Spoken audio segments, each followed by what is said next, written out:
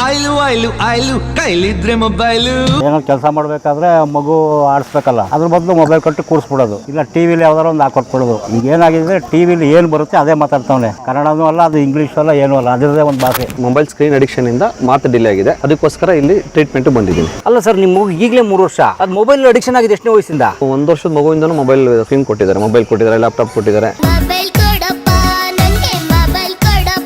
ಮುಂಚೆ ನಮಗೆ ಆಟಿಸಮ್ ವರ್ಷಕ್ಕೆ 2-3 ಮಕ್ಕಳು ಬರ್ತಿದ್ರು. ಈಗ ದಿನಕ್ಕೆ ಕಮ್ಮಿ ಅಂದ್ರೆ 5-6 ಜನ ಬರ್ತಾರೆ. ಈಗ ಬರೀ ಇದ್ರಲ್ಲಿ ಕೊಟ್ಬಿಟ್ಟು ಏನೋ ಒಂದು ಮಾಡಿ ಅಂತ. ಸೊ ಹಾಗಾಗಿ ಮಿದುಳಿಗೆ ಕೆಲಸ ಕೊಡುವಂತಹ, ಕೈ ಕಾಲಿಗೆ ಕೆಲಸ ಕೊಡುವಂತಹ ಆಟ ಪಾಠಗಳಿಲ್ಲ. ಎಷ್ಟು ದುಡ್ಡು ಕೊಡ್ಬೇಕು ನಿಮ್ಗೆ ಸರಿ ಮಾಡ್ಕೊಳಕ್ಕೆಲ್ಲ? ಇದು ಎಲ್ಲರ ಕೈಗೆ ಎಟ್ಕೊಂಗೆ 50 ರೂಪಾಯಿ ರಿಜಿಸ್ಟ್ರೇಷನ್, 700 ಇಂದ 800 ರೂಪಾಯಿ ಎಲ್ಲಾನು ಟೆಸ್ಟ್ ಮಾಡಿಸ್ಕೊತೀನಿ. ಕಿವಿ ಚೆನ್ನಾಗಿ ಕೇಳಿದ್ರೆ ಮಗು ಕಲಿಯುತ್ತೆ ಅಂತ. ಆಯ್ತು, ಮಗು ಚೆನ್ನಾಗಿ ಕಿವಿ ಕೇಳ್ತಾ ಇದೆ, ಹಾಗಾದ್ರೆ ಎಲ್ಲಾ ಮಕ್ಕಳು ಮಾತಾಡ್ತಾರ? ಎಲ್ಲಾ ಮಕ್ಕಳು ಮುಂಚೆ ಮಾತಾಡ್ತಾ ಇದ್ರು. ಈಗ ಒಂದು 5-6 ವರ್ಷದಿಂದ ನಮ್ಗೆ ಒಂದು ಹೊಸ ಸಮಸ್ಯೆ ಇದೆ. ಆ ಹೊಸ ಸಮಸ್ಯೆ ಏನು ಅಂತ ಹೇಳಿದ್ರೆ, ಜನಗಳು ತುಂಬಾ ಸ್ಮಾರ್ಟ್ ಆಗಿಬಿಟ್ಟು ಅವ್ರ ಕೈಲೆಲ್ಲ ಒಂದು ಸ್ಮಾರ್ಟ್ ಫೋನ್ ಇದೆ. ಒಂದು ಮಕ್ಕಳಿಗೊಂದು ಸ್ಮಾರ್ಟ್ ಫೋನ್ ಕೊಟ್ಟಿದ್ದಾರೆ, ಇಲ್ಲ ಲ್ಯಾಪ್ಟಾಪ್ ಕೊಟ್ಟಿದ್ದಾರೆ. ವರ್ಕಿಂಗ್ ಫ್ರಮ್ ಹೋಮ್ ಅಂತ ಬೇರೆ ಬಂದ್ಬಿಟ್ಟಿದೆಯಲ್ಲ. ಜೊತೆಗೆ ನಾನು ನನ್ನ ಮಗುನ ಬೆಳೆಸ್ಬೇಕಾರೆ ನನ್ನ ಅಣ್ಣಂದಿರು, ತಮ್ಮಂದಿರು, ತಂಗಿಯರು ಎಲ್ಲರೂ ಬೆಳೆಸಿದ್ರು. ನನ್ನಮ್ಮ ನನ್ನ ಮೊಮ್ಮಗುನ ಎತ್ಕೊಂಡು ಚಂದ ಮಾಮ ಓಡಿ ಬಾ ಅಂತ ಹಾಡೆಲ್ಲ ಹೇಳ್ತಾ ಇದ್ರು. ಈಗ ಯಾರಿಗೂ ವ್ಯವಧಾನ ಇಲ್ಲ. ಸೊ ಎಲ್ಲ ಏನು ಮಾಡ್ತಾರೆ, ಮಗುನ ಒಂದು ಕುರ್ಚಿ ಮೇಲೆ ಕೂರಿಸ್ಬಿಟ್ಟು ಒಂದು ಕೇರ್ ಟೇಕರ್ ಇರ್ತಾರೆ, ಅವ್ರನ್ನ ಕೂರಿಸ್ಬಿಟ್ಟು ಒಂದು ಹೊಸದು ಕುರ್ಚಿ ಇರುತ್ತೆ ಮಗುಗೆ ತಿನ್ನಿಸ್ಲಿಕ್ಕೆ ಅಂತಲೇ ಇರುತ್ತೆ, ಅದು ಬ್ರ್ಯಾಂಡೆಡ್ ಐಟಮು. ಅದನ್ನು ಇಟ್ಬಿಟ್ಟು ಈ ಮೊಬೈಲು, ಟಾಮ್ ಆ್ಯಂಡ್ ಜೆರಿ ಅವು ಇವು ಅಂತ ಕಾರ್ಟೂನ್ ಹಾಕ್ಬಿಟ್ಟು ಆ ಕೇರ್ ಟೇಕರು ಮಗುಗೆ ಬಲವಂತವಾಗಿ ಬಾಯಿ ತೆಗೆಸಿ ತಿನ್ನಿಸ್ತಾ ಇರುತ್ತೆ. ಮಗು ಏನೋ ತಿನ್ನುತ್ತೆ, ಅದಕ್ಕೂ ಗೊತ್ತಿರಲ್ಲ. ಇನ್ನು ಯಾರು ಮಾತಾಡ್ತಾರೆ ಮಗುಗೆ? ಮಗು ಹತ್ರ ಯಾರು ಮಾತಾಡೋರು ಇಲ್ಲ. ಯಾಕಂದರೆ ಮನೆಯಲ್ಲಿರೋದು ಗಂಡ ಹೆಂಡತಿ ಇಬ್ಬರೂ ವರ್ಕ್ ಫ್ರಮ್ ಹೋಮು ಅಥವಾ ಎಲ್ಲ ಹೊರಗಡೆ ವರ್ಕ್ ಮಾಡ್ತಿರ್ತಾರೆ, ಬಿಸಿ. ಅವರೆಲ್ಲ ಸ್ಮಾರ್ಟ್ ಫೋನು. ಸೊ ಮಗುಗೂ ಒಂದು ಸ್ಮಾರ್ಟ್ ಫೋನ್ ಕೊಟ್ಟಿದ್ದಾರೆ, ಟಿವಿ ಕೊಟ್ಟಿದ್ದಾರೆ. ಇಲ್ಲಿ ಸ್ಪೀಚ್ ಸ್ಟಿಮ್ಯುಲೇಷನ್ ಅಂದರೆ ಮಾತಿಂದು ಸ್ಟಿಮ್ಯುಲೇಷನ್ ಇಂದ ಎಲ್ಲಿ ಬರುತ್ತೆ? ಮಾತಾಡುವ ಒಂದು ಪ್ರೋತ್ಸಾಹ ಎಲ್ಲೂ ಪ್ರೋತ್ಸಾಹ ಸಿಗ್ತಿಲ್ಲ. ಸೊ ಹಾಗಾಗಿ ಮಗು ಸುಮ್ಮನೆ ಹಿಂಗೇ ನೋಡಿಕೊಂಡು ಮಗುಗೆ ಏನು ಮಾತಾಡಬೇಕು ಅಂತ ಗೊತ್ತಿಲ್ಲ. ನಾವು ಸೀರೀಸ್ ಆಫ್ ಲೆಕ್ಚರು, ನಾವು ಎಸ್ಪೆಷಲಿ ಎಕ್ಸಿಬಿಷನಲ್ಲಿ ಒಂದು ಸ್ಟಾಲ್ ಹಾಕಿದ್ವಿ, ಒಂದು ಸೆಕ್ಷನ್ನು ದಯವಿಟ್ಟು ಮಗುನ ಮೊಬೈಲಿಂದ ದೂರ ಇಡಿ. ಇಲ್ಲ ಅಂತ ಹೇಳಿದರೆ ಬರೀ ಮಗು ಹೇಗೆ ಮಾತಾಡುತ್ತೆ ಅಂದರೆ ಮೊಬೈಲ್ನಲ್ಲಿ ಏನು ಮಾತಾಡುತ್ತೆ ಆ ಥರ ಮಾತಾಡುತ್ತೆ ಹೊರತು ಅರ್ಥರಹಿತ ಮಾತಾಡುತ್ತೆ. ಈ ಭಾವನಾತ್ಮಕವಾಗಿ ಏನಿಲ್ಲ. ಅತ್ಯುನ್ನತ ಮಟ್ಟಕ್ಕೆ ನಾವು ರೀಚ್ ಆಗಿದ್ದೀವಿ, ನಾವು ತುಂಬಾ ಸ್ಮಾರ್ಟ್ ಆಗಿ ಜೀವನ ಮಾಡ್ತಾ ಇದ್ದೀವಿ, ಅಭಿವೃದ್ಧಿ ಹೊಂದಿದ್ದೀವಿ. ಹೌದು. ನಮಗೆ 5 ಅಂಕಿ ಅಥವಾ 6 ಅಂಕಿ ಸಂಬಳ ಬರ್ತಾ ಇದೆ, ನಮ್ಮಲ್ಲಿ ಬ್ರ್ಯಾಂಡೆಡ್ ಕಾರ್ ಇದೆ. ಮಕ್ಕಳಿಗೆ ಹೊರಗಡೆ ಹೋಗ್ಲಿಕ್ಕೆ ಬಿಡ್ತಾ ಇಲ್ಲ. ಜೊತೆಗೆ ಅವ್ರಿಗೆ ನಾವೆಲ್ಲ, ನೀವು ಬಹುಶಃ ನೆನೆಸ್ಕೊಂಡ್ರೆ, ನಾವು ಬಿದ್ದು ಒದ್ದಾಡಿದೀವಿ ಅಲ್ವಾ, ಮರಳಲ್ಲಿ ಮರ ಹತ್ತಿದೀವಿ, ಬಿದ್ದಿದ್ದೀವಿ, ಕೈ ಕಾಲು ನೋವಾಗಿದೆ. ಈಗ ಆ ಥರ ಏನು ಆಗೋಂಗಿಲ್ಲ. ಯಾಕಂದರೆ ಮಣ್ಣಲ್ಲಿ ಹೋದರೆ ಬ್ಯಾಕ್ಟೀರಿಯಾ ಇರ್ತಂತೆ, ಹಾಗೆ ಹೀಗೆ ಸಂವೇದನೆ ಇಲ್ಲ. ಆಯಿತಾ? ಮಕ್ಕಳಿಗೆ ಕಚ್ಚಿ ತಿನ್ನೋವಂಥದ್ದಿಲ್ಲ. ಏನು ತಿಂತಾ ಇದ್ದೀವಿ ಅಂತ ಅದನ್ನು ಅಗದು ನುಂಗಬೇಕಾಗಿರೋ ಸಂವೇದನೆ ಇಲ್ಲ. ಎಲ್ಲನೂ ಗ್ರೈಂಡ್ ಮಾಡಿ ಕೊಡುವಂಥದ್ದು, ಎಲ್ಲನೂ ಪೀಸ್ ಮಾಡಿ ಕೊಡುವಂಥದ್ದು. ಹೀಗಾಗಿ ಮಗುವಿನ ಸಹಜ ಬೆಳವಣಿಗೆಗೆ ಏನೇನು ಇಂದ್ರಿಯಗಳ ಅವಶ್ಯಕತೆ ಇದೆ ಅದನ್ನೆಲ್ಲ ಸೊಫಿಸ್ಟಿಕೇಟ್ ಆಗಿ ಕಟ್ ಮಾಡ್ತಾ ಇರೋವಂಥ ಒಂದು ಜೀವನ ಶೈಲಿ ನಮ್ಮದಾಗಿದೆ. ಈ ಜೀವನ ಶೈಲಿಯಿಂದಾಗಿ ಮುಂಚೆ ನಮಗೆ ಆಟಿಸಮ್, ತಂತನತೆ ಅಂತ ನಾವು ಏನು ಹೇಳ್ತಾ ಇದ್ವಿ, ತಂತನತೆ ಅದು ನಾನು ಸ್ಟೂಡೆಂಟ್ ಆಗಿದ್ದಾಗ ವರ್ಷಕ್ಕೆ 2-3 ಮಕ್ಕಳು ಬರ್ತಿದ್ರು. ಈಗ ದಿನಕ್ಕೆ ಕಮ್ಮಿ ಅಂದರೆ 5-6 ಜನ ಬರ್ತಾರೆ. ಯಾಕೆ? ಜೀವನ ಶೈಲಿ. ಆಟಿಸಮ್ ಅನ್ನೋದು ಜೀನ್ಸಲ್ಲಿ ಬರುತ್ತೆ ಅಂತಾರೆ, ಅದನ್ನು ಜೀವನ ಶೈಲಿ ಇಲ್ಲ. ಅದರಲ್ಲಿ ಒಂದೇ ಒಂದು ಕಾರಣ ಅಂತ ಹೇಳೋಕ್ಕಾಗಲ್ಲ, ಸುಮಾರು ಕಾರಣಗಳಿಂದ. ಆದರೆ ಬರ್ತಾ ನಮ್ಮ ಜೀವನ ಶೈಲಿ ಯಾವ ರೀತಿ ಆಗಿದೆ ಅಂತ ಹೇಳಿದ್ರೆ, ಅದು ನಾವು ತಿನ್ನೋ ಒಂದು ಆಹಾರ ಇರಬಹುದು, ಅಥವಾ ಲೇಟ್ ಪ್ರೆಗ್ನೆನ್ಸಿ ಇರಬಹುದು, ಅಥವಾ ಜೆನೆಟಿಕ್ ಇರಬಹುದು, ಎಲ್ಲ ಸೇರಿ ಕಂಬೈನ್ ಆಗಿ ಮಗು ಹುಟ್ಟಿದಾಗ ಬೇಕಾಗಿರೋಂಥ ಸ್ಟಿಮ್ಯುಲೇಷನು ಇಲ್ಲದೇ ಮಕ್ಕಳು ನಿಧಾನವಾಗಿ ಮಾತಾಡುವಂಥದ್ದು ಒಂದು ಪ್ರಾಬ್ಲಮ್ ಶುರುವಾಗೋಗಿದೆ.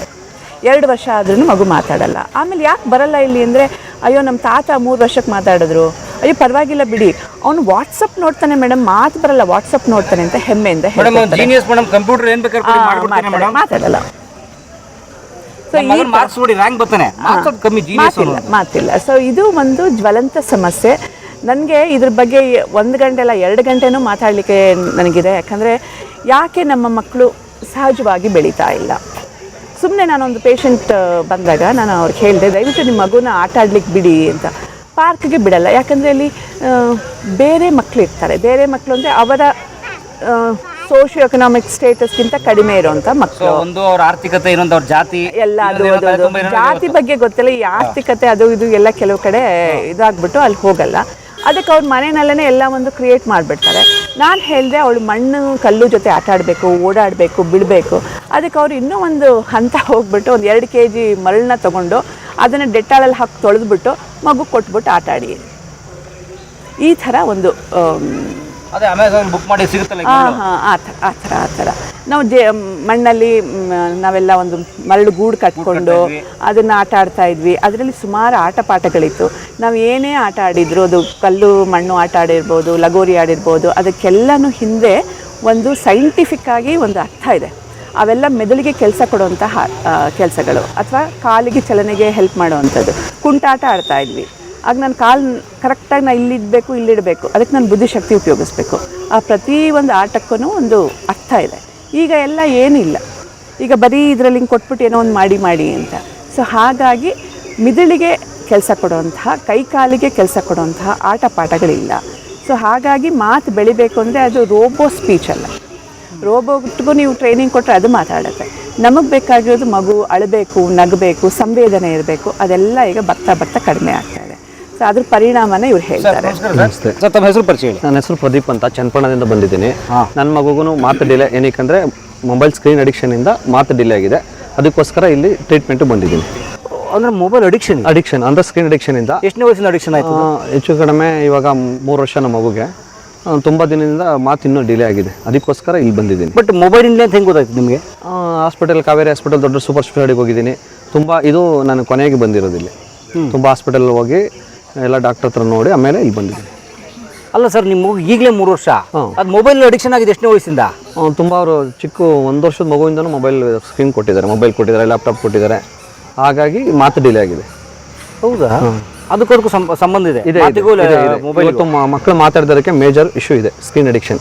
ಊಟ ಮಾಡೋಕ್ಕಾಗಲಿ ಎಲ್ಲದಕ್ಕೂ ಡಿಪೆಂಡ್ ಆಗ್ಬಿಟ್ಟವ್ರು. ಈಗ ಎಲ್ಲ ಪೋಷಕರು ಏನು ಮಾಡಿದ್ದಾರೆ, ಮೊಬೈಲ್ನ ಮಕ್ಕಳಿಗೆ ಅದು ಡಿಪೆಂಡ್ ಮಾಡಿಬಿಟ್ಟಿದ್ದಾರೆ. ಊಟ ಮಾಡ್ಸೋಕ್ಕಾಗಲಿ ಪ್ರತಿಯೊಂದಕ್ಕೂ ಮೊಬೈಲ್ ಅದೊಂದು ಬಿಟ್ಟರೆ ಆಟೋಮೆಟಿಕ್ಕಾಗಿ ಹಿಂದೆ ಜೀವನ ಶೈಲಿ ಇದ್ದಂಗೆ ಯೂಸ್ ಮಾಡಿದ್ರೆ ತೊಂದರೆ ಇಲ್ಲ. ಈ ಮೇಜರ್ ಈ ಪ್ರಾಬ್ಲಮ್ 99% ಬರೋದು ಸ್ಕ್ರೀನ್ ಅಡಿಕ್ಷನಿಂದ.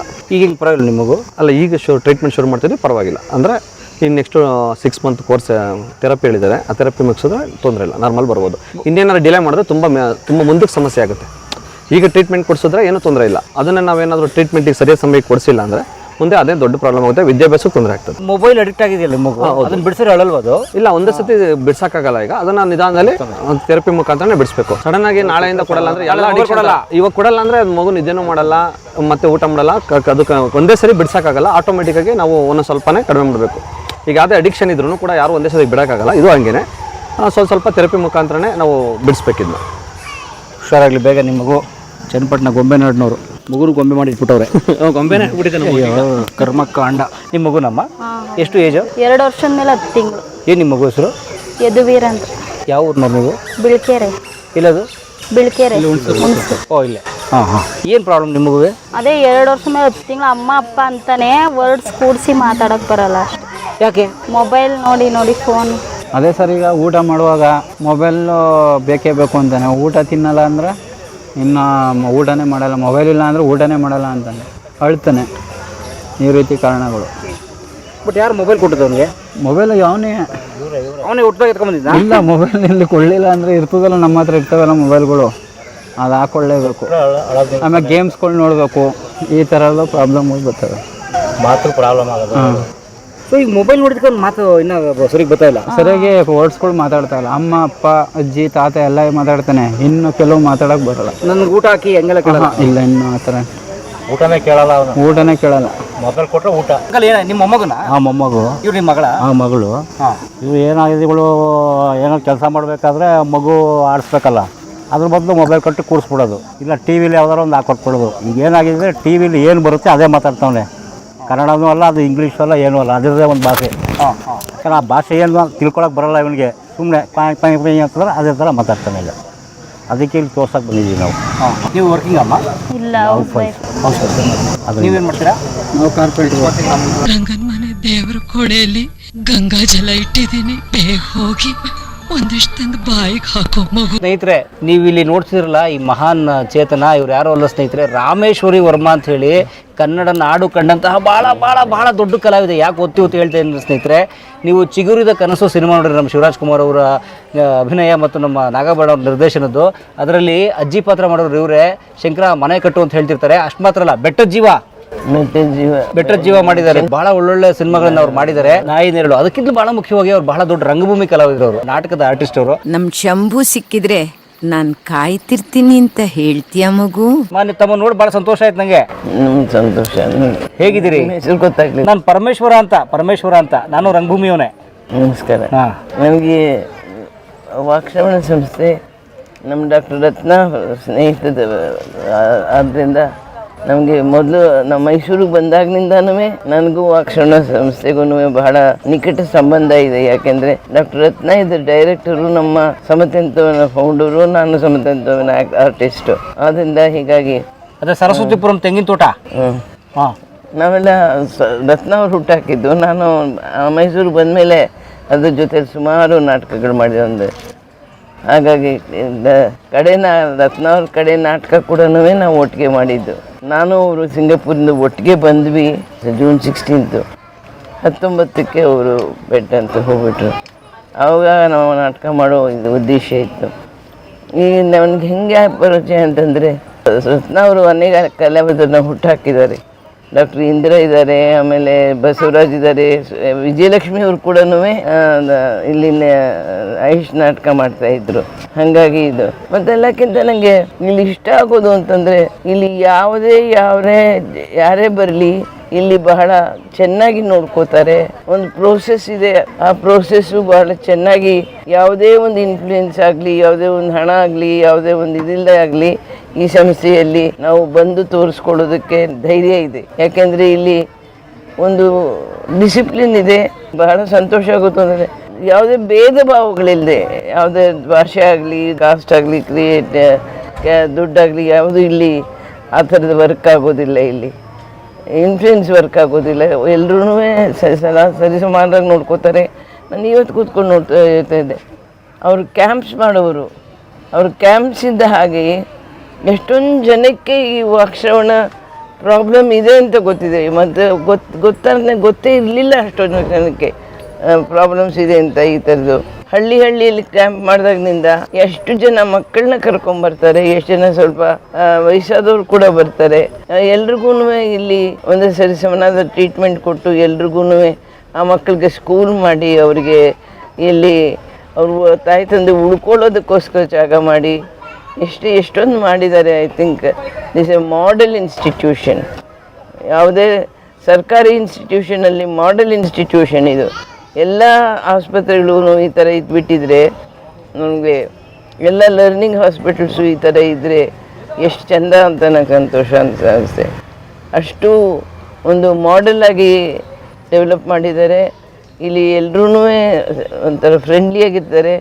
ಮಕ್ಕಳು ಅಂತ ವಾತಾವರಣ ಕೂಡ ಎಷ್ಟು ಚೆನ್ನಾಗಿ ಮಾಡಿದ್ದಾರೆ ನೋಡಿ. ಗಿಡಗಳು, ಇದು ಎಲ್ಲನೂ ಮಕ್ಕಳು ಬಂದರೆ ಸಂತೋಷ ಪಟ್ಕೋಬೇಕು. ಇಲ್ಲಿಗೆ ಅವರು ಕಷ್ಟ ಇಲ್ಲದೆ ಇಲ್ಲಿ ಟ್ರೀಟ್ಮೆಂಟ್ ತೊಗೊಂಡು ಹೋಗ್ತಾರೆ ಅಂತ. ಅದಕ್ಕೆ ತುಂಬ ಸಂತೋಷ ಆಯಿತು ನನಗೆ. I am very proud to be associated with this institute.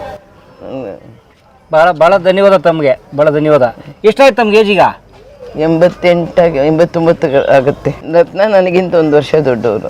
Doctor ರತ್ನ ಅವರು ಈ ಇನ್ಸ್ಟಿಟ್ಯೂಟಲ್ಲಿ ಒಂದು ರೀತಿಯ ಪರಂಪರೆ ಹುಟ್ಟಾಕಿದ್ದಾರೆ. ಯಾವ ಪರಂಪರೆ ಅಂತ, ಎಲ್ಲರೂ ಸಮಾನರಾಗಿ ಕಾಣೋದೊಂದು, ವರ್ಕ್ ಇಸ್ ವರ್ಷಿಪ್ ಅನ್ನೋ ಒಂದು ಪರಂಪರೆ. ಮೂರನೇದು ಒಂದು ಎಲ್ಲರನ್ನೂ ಮಾನವೀಯತೆಯಿಂದ, ಮಾನವತೆಯಿಂದ ದೃಷ್ಟಿಯಿಂದ ನೋಡಿ ಎಲ್ರಿಗೂ ಸಹಾಯ ಮಾಡುವಂಥ ಸಂಸ್ಥೆ.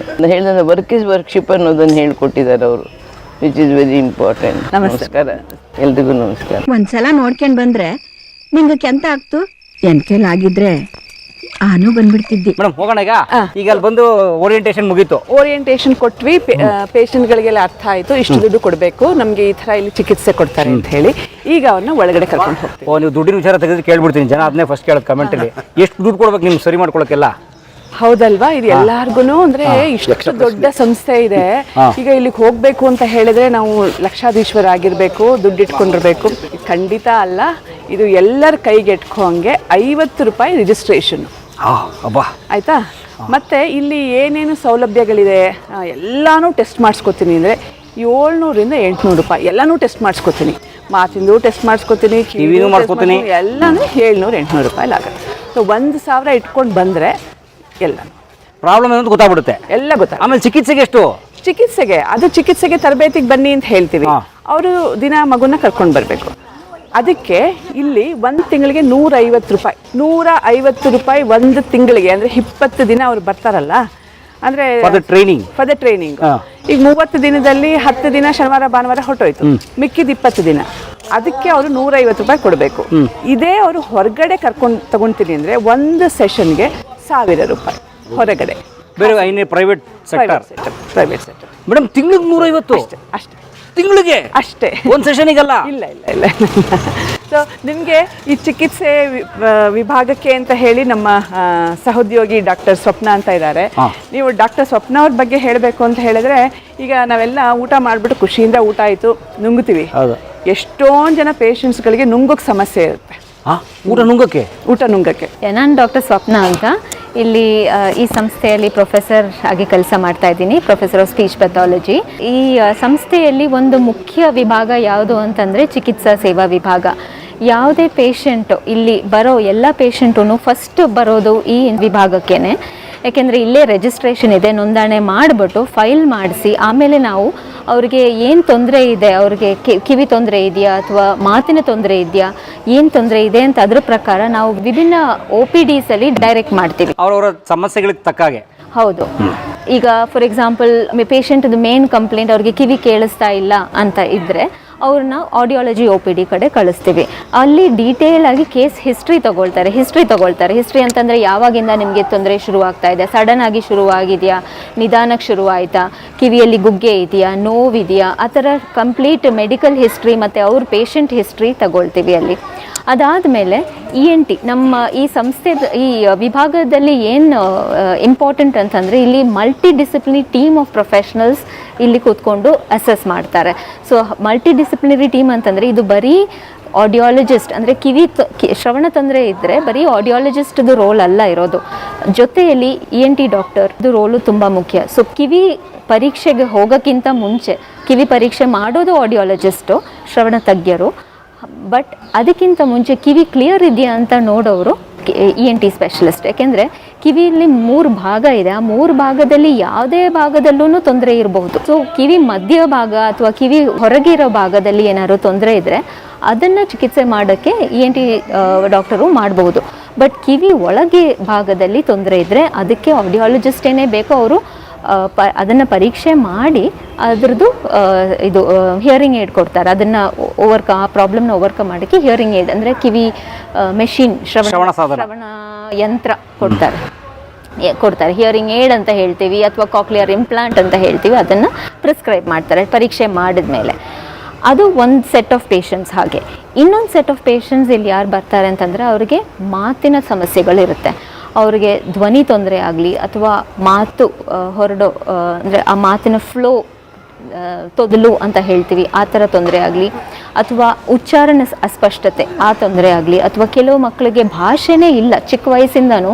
ಈಗ ಫಾರ್ ಎಕ್ಸಾಂಪಲ್ ಕಿವಿ ಕೇಳಿಸಲ್ಲ ಅಂತಂದರೆ ಆ ಮಕ್ಕಳಿಗೆ ಭಾಷೆನೂ ಇರೋದಿಲ್ಲ. ಒಂದೊಂದು ಅಕ್ಷರಗಳು, ಒಂದೊಂದು ಪದಗಳನ್ನು ಕಲಿಯೋಕ್ಕೆ ನ್ಯಾಚುರಲ್ ಆಗಿ ಹೇಗೆ ಮಕ್ಕಳು ಕಲಿತಾರೆ ಆ ಥರ ಕಲಿಯೋಕ್ಕೆ ಸಾಧ್ಯ ಇಲ್ಲ. ಯಾಕೆಂದರೆ ಅವ್ರು ಕೇಳಿಸ್ತಾ ಇಲ್ಲ ಅಲ್ವಾ, ಹಾಗಾಗಿ ಅವ್ರ ಮಾತು, ಅವ್ರ ಭಾಷೆ ಎಲ್ಲ ಹಿಂದಕ್ಕೆ ಹೋಗಿರುತ್ತೆ, ಅವ್ರಿಗೆ ಆ ಬೆಳವಣಿಗೆನೇ ಹಿಂದಕ್ಕೆ ಹೋಗಿರುತ್ತೆ.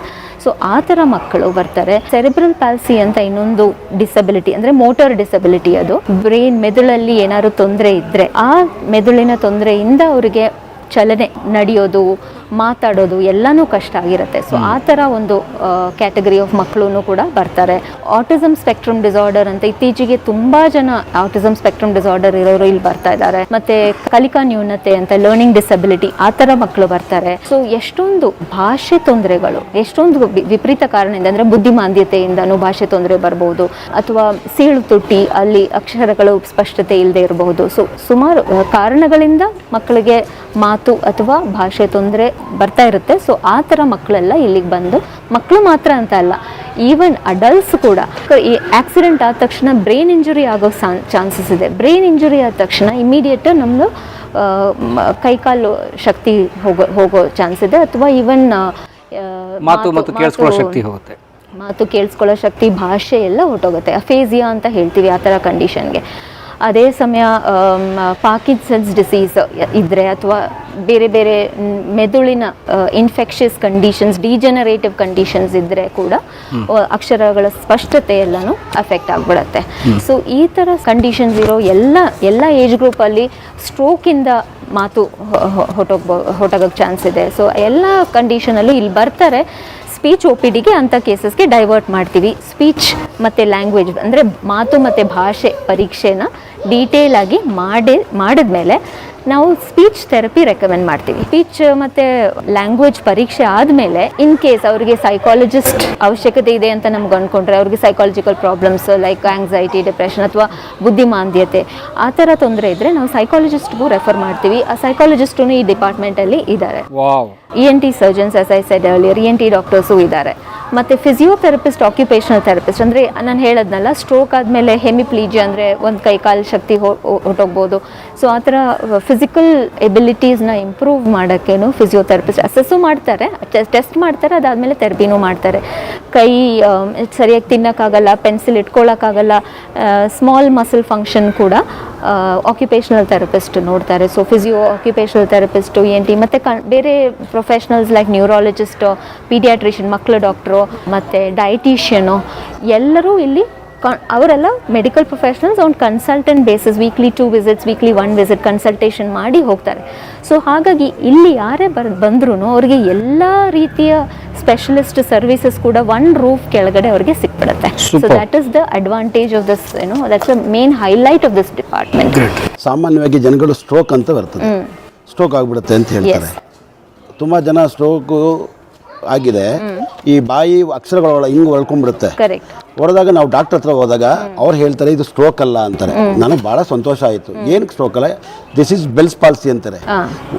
What is the difference between bells policy and stroke? ನಾವು ಎಷ್ಟೋ ಜನ ನಾವು ಅವೈಜ್ಞಾನಿಕವಾಗಿ ಸ್ಟ್ರೋಕ್ ಅಂದಕ್ಕೆ ನನ್ನ ಜೀವನ ಹೋಯ್ತು ಅಂತಾರೆ. ಬೆಲ್ಸ್ ಪಾಲ್ಸಿ ಅಂದರೆ ಏನು? ಅದು ಲಕ್ವ ಥರನೇ ಇರುತ್ತೆ ಸಿಂಪ್ಟಮ್ಸ್, ಬಟ್ ಅದ್ರ ಬಗ್ಗೆ ಒಂದು ಮಾಹಿತಿ ಬೇಕು. ಬೆಲ್ಸ್ ಪಾಲ್ಸಿ ಅಂದರೆ ಅದರದ್ದು ಎಲ್ಲಿ ಲೀಷನ್ ಇದೆಯೋ ಅದೇ ಡಿಫ್ರೆಂಟ್ ಆಗಿರುತ್ತೆ. ಅಂದರೆ ಅದೊಂದು ಫೇಶಿಯಲ್ ನರ್ವ್ ಅಂತ ಒಂದು ನರ್ವ್ ಇರುತ್ತೆ. ಆ ನರ್ವು ಇಲ್ಲಿ ಈ ಏರಿಯಾಗೆ ಸಪ್ಲೈ ಮಾಡುತ್ತೆ.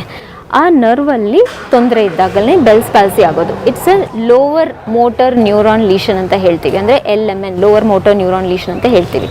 ಸೊ ಆ ಒಂದು ಲೀಷನಲ್ಲಿ ಬರೀ ಇದೊಂದು ಪಾರ್ಟ್ ಮಾತ್ರ ಅಫೆಕ್ಟ್ ಆಗಿರುತ್ತೆ, ಬಾಡಿ ಎಲ್ಲನೂ ಅಫೆಕ್ಟ್ ಆಗಿರಲ್ಲ, ಬರೀ ಅದೊಂದು nerve problem. So that is called as bells policy. Weakness ಆಗುತ್ತೆ, ಇಲ್ಲಿ ವೀಕ್ನೆಸ್ ಆಗುತ್ತೆ, ಸರಿಯಾಗಿ ಪ ಬ ಮ ಆ ಥರ ಅಕ್ಷರಗಳೆಲ್ಲ ಹೇಳೋಕ್ಕೆ ಕಷ್ಟ ಆಗುತ್ತೆ, ಡಿಸ್ಟಾರ್ಷನ್ ಆಗುತ್ತೆ, ಸೌಂಡ್ಸ್ ಡಿಸ್ಟಾರ್ಷನ್ ಆಗುತ್ತೆ. But it is a temporary problem, it can be easily resolved. ಅದು ಅಷ್ಟೊಂದು ಸೀರಿಯಸ್ ಪ್ರಾಬ್ಲಮ್ ಅಲ್ಲ, ಬಟ್ ಇಮಿಡಿಯೇಟ್ ಅಟೆನ್ಷನ್ ಬೇಕು, ಮೆಡಿಕಲ್ ಅಟೆನ್ಷನ್ ಬೇಕಾಗುತ್ತೆ. ಆ್ಯಂಡ್ ಇಫ್ ತುಂಬ ಸ್ಪೀಚ್ದು ಡಿಸ್ಟಾರ್ಷನ್ ಆಗಿ ಬರ್ತಾ ಇದ್ರೆ ಸ್ಪೀಚ್ ಥೆರಪಿ ಬೇಕೇ ಬೇಕು. ಅದರಲ್ಲಿ ಏನು ಕಾರಣ ಮೇಡಮ್ ಬೆಲ್ಸ್ ಪಾಲ್ಸಿ ಬರೋದಕ್ಕೆ ಕಾರಣ? ಬೆಲ್ಸ್ ಪಾಲ್ಸಿ ಬರೋದು infections, herpes zoster virus infection, bacterial infection, ಆ ನರ್ವಲ್ಲಿ ಇನ್ಫೆಕ್ಷನ್ ಬರುತ್ತೆ due to too much cold exposure to too much cold wind, cold ವೆದರಿಂದ ಒಬ್ಬೊಬ್ಬರಿಗೆ ಬರ್ಬೋದು ಆ ಥರ, ಅಥವಾ ಇನ್ಫೆಕ್ಷನ್ ಮೂಲಕ ಅದು ಬರ್ಬೋದು. ಸೊ ಅದೆಲ್ಲ ಕಾರಣಗಳು ಬೆಲ್ಸ್ ಪಾಲ್ಸಿ ಬರೋಕ್ಕೆ. Like one form of facial palsy ಅಂತಲೇ ಹೇಳ್ಬೋದು, one form of facial palsy. But stroke ಹಾಗಲ್ಲ. ಸ್ಟ್ರೋಕ್ ಆಗಬೇಕು ಅಂತಂದರೆ ಮೆದುಳಲ್ಲೇ ಮೇಜರ್ ಏರಿಯಾಸ್ ಇದೆ. ಹೈಯರ್ ಕಾರ್ಟಿಕಲ್ ಸೆಂಟರ್ಸ್ ಅಂತ ಹೇಳ್ತೀವಿ, ಸಬ್ ಕಾರ್ಟಿಕಲ್ ಸೆಂಟರ್ಸ್ ಅಂತ ಹೇಳ್ತೀವಿ. ಸೊ ಆ ಲೋಬ್ಗಳಲ್ಲಿ ಅಥವಾ ಬೇಸಲ್ ಗ್ಯಾಂಗ್ಲಿಯಾ ಆ ಥರ ಸಬ್ ಕಾರ್ಟಿಕಲ್ ಸ್ಟ್ರಕ್ಚರ್ಸಲ್ಲಿ ಏನಾದ್ರು ಪ್ರಾಬ್ಲಮ್ ಇದ್ದರೆ ದೆನ್ ಸ್ಟ್ರೋಕ್ ಆಗುತ್ತೆ. ಆ್ಯಂಡ್ ದೆನ್ ಅಲ್ಲಿ ಏನಾಗುತ್ತೆ ಅಂದರೆ ಮಾತೂ ಹೊಟ್ಟೋಗುತ್ತೆ, ಕೈಕಾಲು ನಡೆಯೋ ಶಕ್ತಿನೂ ಹೊಟ್ಟೋಗುತ್ತೆ.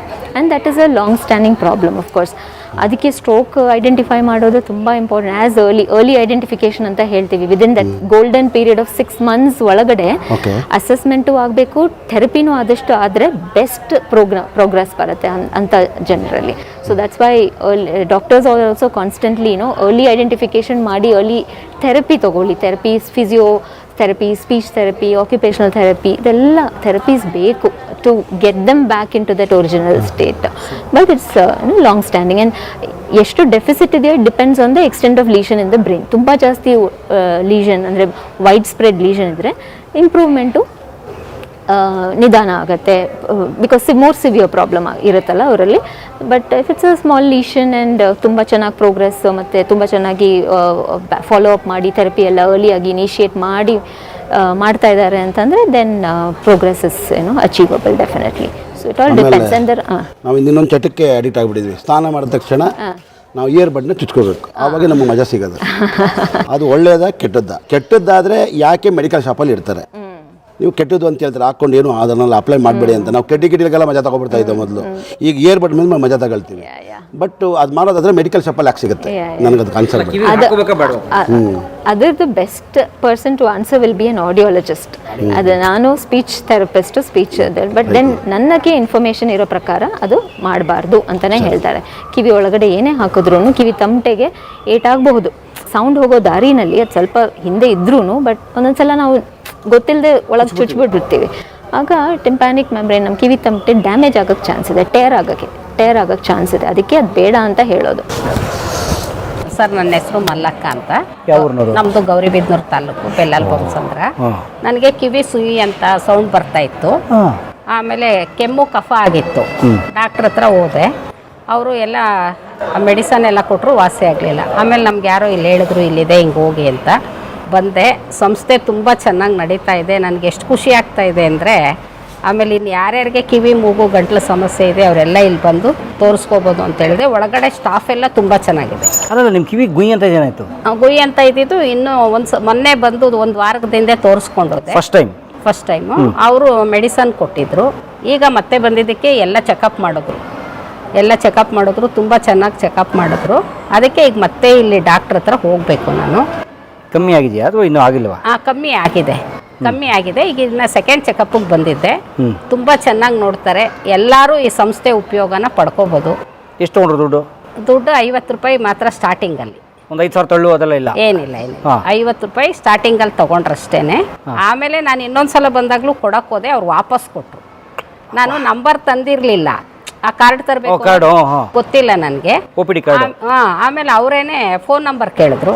ಫೋನ್ ನಂಬರ್ ಹೊಡೆದಾಗ ನಂದೆಲ್ಲ ಹಿಸ್ಟ್ರಿ ಬಂತಲ್ವ, ಅದಕ್ಕೆ ಕಾರ್ಡ್ ಕಳೆದೋಗಿದ್ರೆ ನಿಮ್ಮ ನಂಬರ್ ಇಟ್ಕೊಂಡು ಬಂದರೂ ಸಾಕು ಅಂತ ಅಂದರು. ಆಮೇಲೆ ನಂಬರ್ ಬರ್ಕೊಂಡೆ ನಾನು. ಅದು ಚೀಟಿಲಿದೆ ನೋಡಿ, ಈ ಚೀಟಿಲಿ ನಂಬರ್ ಬರ್ಕೊಂಬಂದಿದ್ದಕ್ಕೆ 570 769 ಅನ್ನೋ ನಂಬರು. ಆ ನಂಬರ್ ಕೊಟ್ಟರೆ ಸಾಕು ಅಂತ ನಾನು ಫೋನ್ ನಂಬರ್ ಇಟ್ಕೊಂಡು ಹೇಳಿದ್ರು ಅವರು. ಈಗ ನೀವು ಗೌರಿಬಿದನೂರಿಂದ ಬಂದ್ರಾ? ಹೌದು. ಗೌರಿಬಿದನೂರಿಂದ ಮೈಸೂರು ಬಸ್ ಇದೆಯಾ ಅಥವಾ ಬೆಂಗಳೂರು ಬಂದ್ರಾ? ಇಲ್ಲ, ನೆನ್ನೆನೇ ಇಲ್ಲಿ ಬಂದು ಉಳ್ಕೊಂಡು ಬಂದಿದ್ದೀರಾ? ನಮ್ಮ ಯಾರ ನೆಂಟರ ಮನೇಲಿತ್ತು. ಇವತ್ತು ಬಂದ್ವಿ. ತುಂಬ ಚೆನ್ನಾಗಿ ನೋಡ್ತಾರೆ. ಇದ್ರ ಉಪಯೋಗ ಎಲ್ಲರೂ ಪಡ್ಕೋಬೇಕು. ಆದರೂ ಇಂಥದನ್ನ ಯಾಕೆ ಮಿಸ್ ಮಾಡ್ಕೋತಾ ಇದ್ದಾರೆ ಅಂತ ನನಗೆ. ಇಲ್ಲ, ಇನ್ಮೇಲೆ ಮಾಡ್ಕೊಳ್ಳಲ್ಲ ಬಿಡಿ, ನೀವು ಹೇಳಿದ್ರಲ್ಲ, ಯಾವ ಕಾರಣಕ್ಕೂ ಮಾಡ್ಕೊಳ್ಳಲ್ಲ. ಇಲ್ಲ, ತುಂಬ ಸ್ಟಾಫ್ ಎಲ್ಲ ಚೆನ್ನಾಗಿದೆ. ಆಮೇಲೆ ಒಳಗಡೆ ಫೆಸಿಲಿಟೀಸ್ ಅಂತೂ ಯಾವ ಒಂದು ಪ್ರೈವೇಟಲ್ಲೂ ಇಷ್ಟೊಂದು ಸರ್ವಿಸ್ ಕೊಡಲ್ಲ. ಆದರೂ ಯಾಕೆ ಇದನ್ನೇ ಉಪಯೋಗಿಸ್ಕೊತಾ ಇಲ್ವಾ? ಆದರೂ ಉಪಯೋಗಿಸ್ಕೊತಾ ಇದ್ದಾರೆ ಅಂತ ಏನೋ ನನಗೇನೋ ಅರ್ಥ ಆಗ್ತಾ ಇಲ್ಲ. ಈ ಸಂಸ್ಥೆಗೆ ಪ್ರತಿಯೊಬ್ಬರು ಯಾರು ಬರ್ತಾರೆ ಅವರಿಗೆ ಜೀವನದ ಒಂದು ಪರ್ಸೆಪ್ಷನ್ ಚೇಂಜ್ ಮಾಡೋಂಥ ಸಂಸ್ಥೆ. ಯಾಕಂದರೆ ನಾವು ಅಂದ್ಕೊಂಡಿರ್ತೀವಿ ನಮಗೆ ಇದಿಲ್ಲ ಅಂತ ಏನೇನೋ ಇರುತ್ತೆ. ಮನುಷ್ಯನಿಗೆ ಆಸೆಗಳು ಅದಕ್ಕೊಂದು ಮಿತಿ ಇಲ್ಲ. ನಮ್ಮಲ್ಲಿ ಈ ಸಂಸ್ಥೆನಲ್ಲಿ ನೀವು ಯಾವುದೇ ಸಿಬ್ಬಂದಿ ನೋಡಿದ್ರು ನಾವು ದಿನನಿತ್ಯ ಈ ಥರ ತೊಂದರೆಯಿಂದ ಬಳಲವ್ರನ್ನ ನೋಡ್ತೀವಲ್ಲ. ಹೇಳಿ ಬಂದೆ, ನನಗೆಲ್ಲ ಚೆಕಪ್ ಮಾಡ್ತೀವಿ, ದೇವ್ರು ಒಳ್ಳೇದು ಮಾಡ್ಲಮ್ಮ, ನಿಮ್ಮ ಸೇವೆ ಚೆನ್ನಾಗಿ ಮಾಡ್ರಿ, ನನಗೆ ತುಂಬ ಖುಷಿ ಆಯಿತು ಅಂತ ಹೇಳ್ಬಂದೆ. ಆ ಹುಡುಗಿರು ಒಳ್ಳೆ ಗಂಡ ಸಿಗ್ಲಿ ಅಂತ ಆಶೀರ್ವಾದ ಮಾಡಿದಿರ್ತಾನೆ. ಎಲ್ಲ ಒಳ್ಳೇದಾಗ. ಅದೇ ನನ್ನಂತೊಂದು ಸಿಕ್ಕರೆ ಅನುಭವಿಸ್ಬಿಡ್ತಾರೆ. ಅದಕ್ಕೆ ಒಳ್ಳೆ ಗಂಡ ಸಿಕ್ಕು. ಅಲ್ಲ ಪಾಪ ಅವ್ರು ಅಷ್ಟು ಚೆನ್ನಾಗಿ ಅದೆಷ್ಟು ಥರ ಚೆಕಪ್ ಗೊತ್ತಿಲ್ಲ ಮಾಡಿದ್ರು.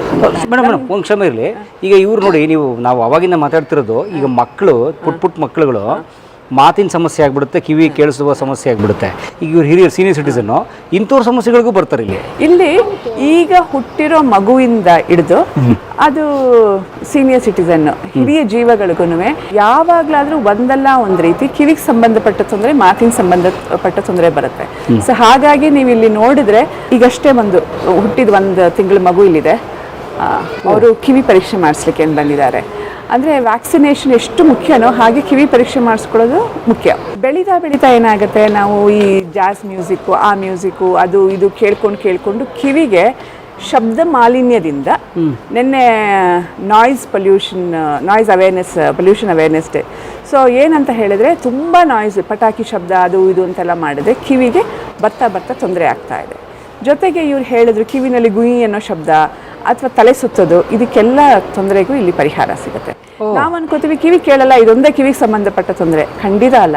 ಕಿವಿ ಕೇಳದೆ ಇರೋದು, ಕಿವಿನಲ್ಲಿ ಗುಗ್ಗೆ ತುಂಬ ತುಂಬಿಕೊಂಡಿರೋದು, ಕಿವಿನಲ್ಲಿ ಒಂದು ಕೀವ್ ಥರ ಬರೋವಂಥದ್ದು, ಆಮೇಲೆ ಬೆಳೀತಾ ಮಕ್ಕಳಿಗೆ ಏನಾಗುತ್ತೆ, ಮಾತು ಕೇಳತ್ತೆ ಅರ್ಥ ಮಾಡ್ಕೊಳಕ್ಕೆ ಬರಲ್ಲ, ಆ ಪ್ರಾಬ್ಲಮ್ ಇರ್ಬೋದು. ಇನ್ನು 40-45 ವರ್ಷ ಆದಮೇಲೆ ಹಿಯರಿಂಗ್ ಎಬಿಲಿಟಿ, ನಾವು ಶ್ರವಣ ಶಕ್ತಿ ಕ್ಷೀಣಿಸ್ತಾ ಬರುತ್ತೆ. ಈಗೆಲ್ಲ ನೀವು ನೋಡ್ಬೋದಲ್ಲ, 3 ಹೊತ್ತು ಫೋನ್ ಹಾಕೊಂಡು ಕೂತಿರ್ತಾರೆ. ಆ ಹೆಡ್ಫೋನಿಂದ ಅದು ನಾವು ಒಳಗಡೆ ಕರ್ಕೊಂಡು ಹೋಗ್ತಾ ತೋರಿಸ್ತೀನಿ ಯಾವ ಥರ ತೊಂದರೆ ಬರುತ್ತೆ ಅಂದ್ಬಿಟ್ಟು. ಹೆಡ್ಫೋನ್ ಇಲ್ಲದೆ ಜೀವನ ಇಲ್ಲ, ಆಯ್ತಾ? ಹೆಡ್ಫೋನ್ ಕಿವಿ ಗಾನ್ ಅಂದರೆ ಒಂದೇ ಸಲಕ್ಕೆ ಹೋಗಲ್ಲ, ಹೋಗುತ್ತೆ. ಅದಕ್ಕೆ ನೀವೆಲ್ಲ ಎಕ್ಸೆಪ್ಟ್ ಮಾಡ್ಕೋಬೇಕು.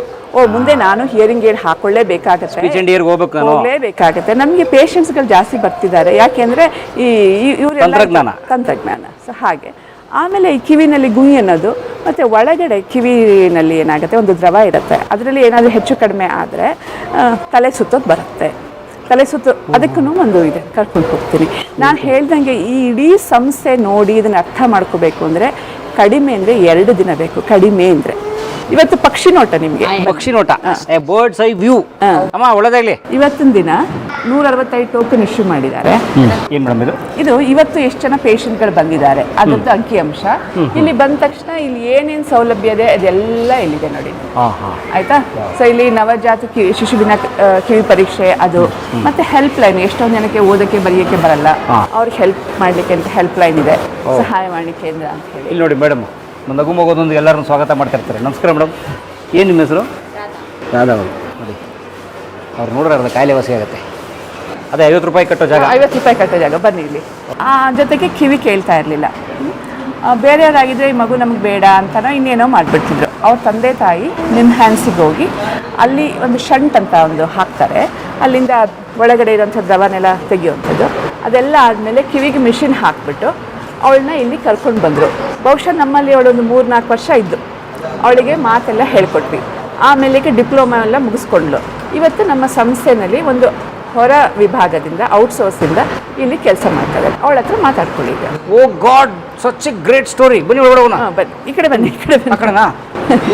50 ರೂಪಾಯಿ ತಂದಿಲ್ಲ ಮೇಡಮ್ ನಾನು ಇವತ್ತು. ಹಿಂಗೆ ಮಾಡೋದು ಹೊರಗಡೆ ಹೋಗೋಕ್ಕೆ? ಬನ್ನಿ. ರಿಜಿಸ್ಟ್ರೇಷನ್. ನಮಸ್ಕಾರ. ನಿಮ್ಮ ಹೆಸರು, ಪರಿಚಯ? ನನ್ನ ಹೆಸರು ಪೂಜಾತಿ ಕೆಪಿ.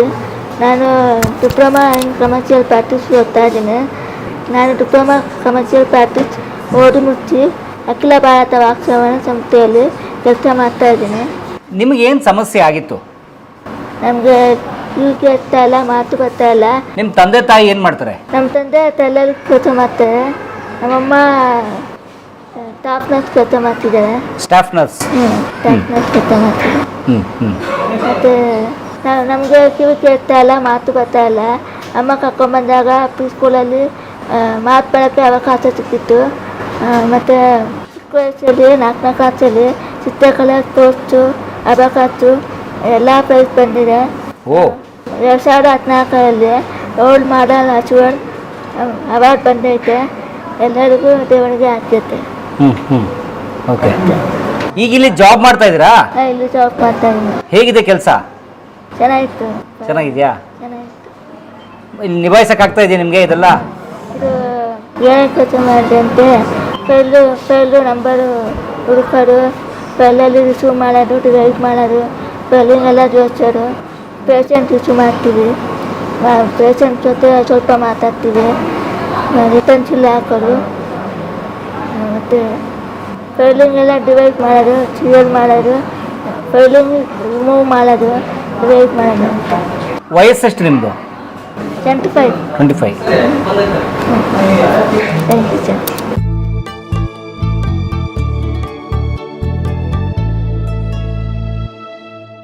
ಕಲಾ ಮಾಧ್ಯಮದ ಎಲ್ಲ ಎಪಿಸೋಡುಗಳು ನಿಮಗೆ ಸಿಗಬೇಕು ಅಂತಂದ್ರೆ ಕಲಾ ಮಾಧ್ಯಮ ಯೂಟ್ಯೂಬ್ ಚಾನೆಲ್ನ ಸಬ್ಸ್ಕ್ರೈಬ್ ಮಾಡಿ, ಬೆಲ್ ಐಕಾನ್ನ ಕ್ಲಿಕ್ ಮಾಡಿ, ತಪ್ಪದೇ ಮಾಡಿ. ಈ ವಿಡಿಯೋ ನೋಡಿದ್ದಕ್ಕೆ ನಿಮಗೆ ತುಂಬ ಧನ್ಯವಾದಗಳು. ಪುಸ್ತಕಗಳನ್ನು ಓದು ಮನಸ್ಸನ್ನು ಅರಳಿಸುತ್ತೆ, ಬುದ್ಧಿಯನ್ನು ಚುರುಕು ಮಾಡುತ್ತೆ, ಕಾಣದ ಹೊಸ ಲೋಕವನ್ನು ಪರಿಚಯಿಸುತ್ತೆ. ಹಾಗಾಗಿ ಓದುವ ಸಂಸ್ಕೃತಿ ಹೆಚ್ಚಾಗ್ಲಿ. ಧನ್ಯವಾದ.